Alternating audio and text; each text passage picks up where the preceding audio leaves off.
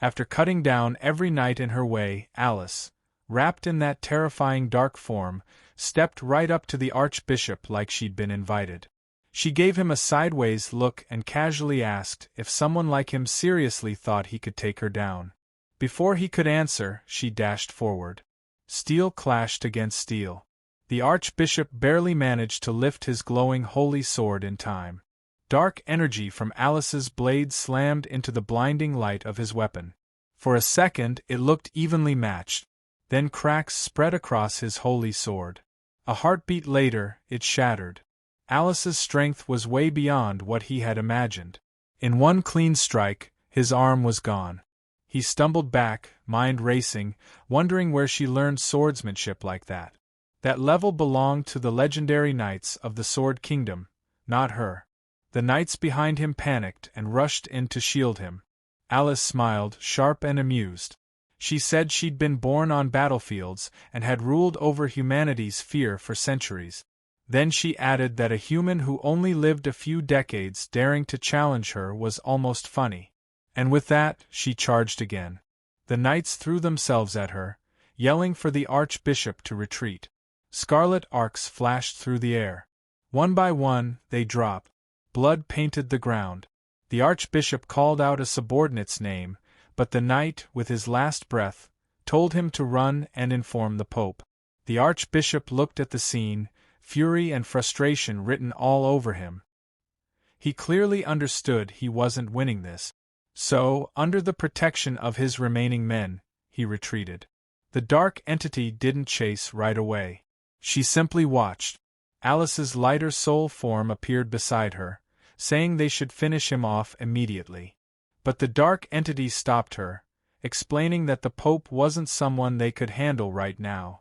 That was when Lin Tion and the monster army leaders arrived. He told Alice not to pursue.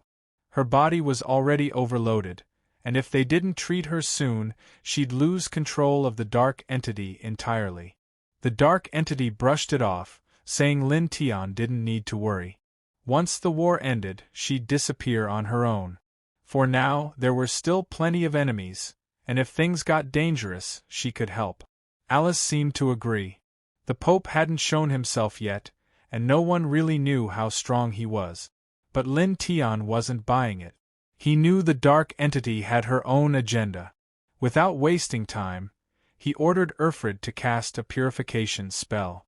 The dark entity immediately protested, saying it felt like being tossed into a pile of filth, and asking if they'd all forgotten she just saved them. No one stopped the spell. A beam of pure light engulfed Alice. The monster army watched silently. Stabilizing her power came first, feelings later.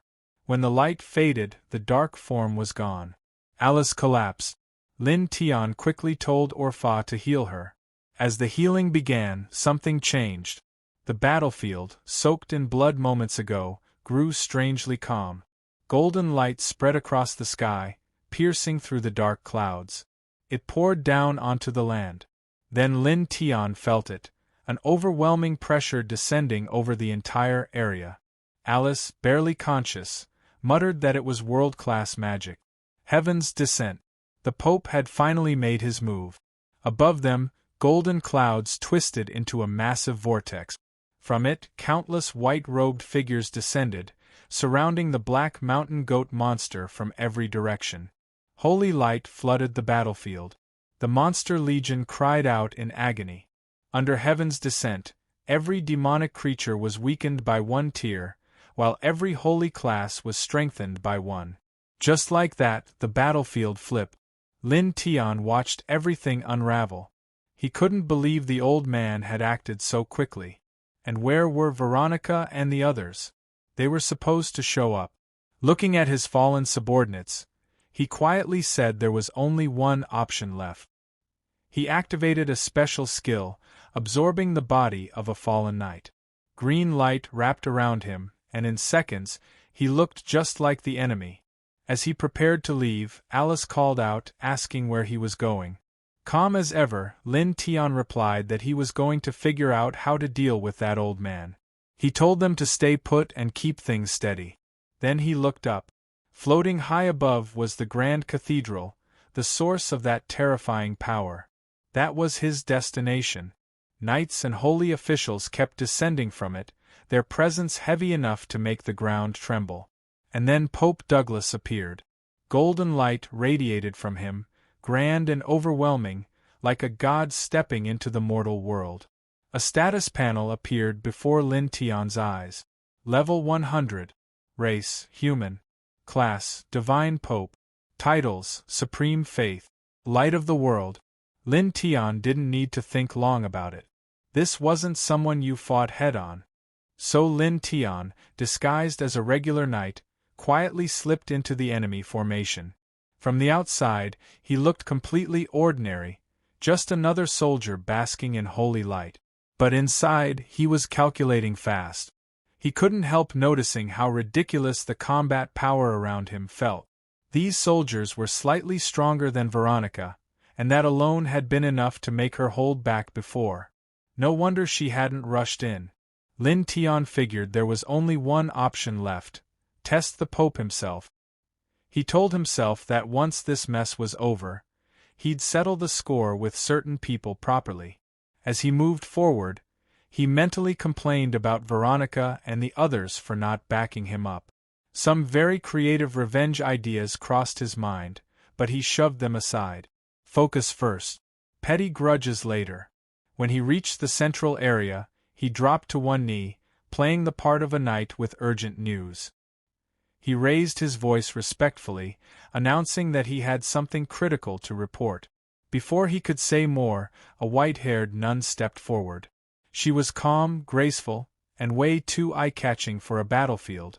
In a soft voice, she told him there was no need to rush and that he should stand and speak slowly. For a split second, Lin Tion's brain went in an unhelpful direction. That thin white robe was not exactly helping his concentration. He quickly reminded himself this was not the time for distractions. Mission first. Hidden in his hand was a ring containing his trump card. The plan was simple. Wait for the right opening, pull out the spear of Zeus coated in decayed blood, and drive it straight through the Pope. And then, Pope Douglas moved.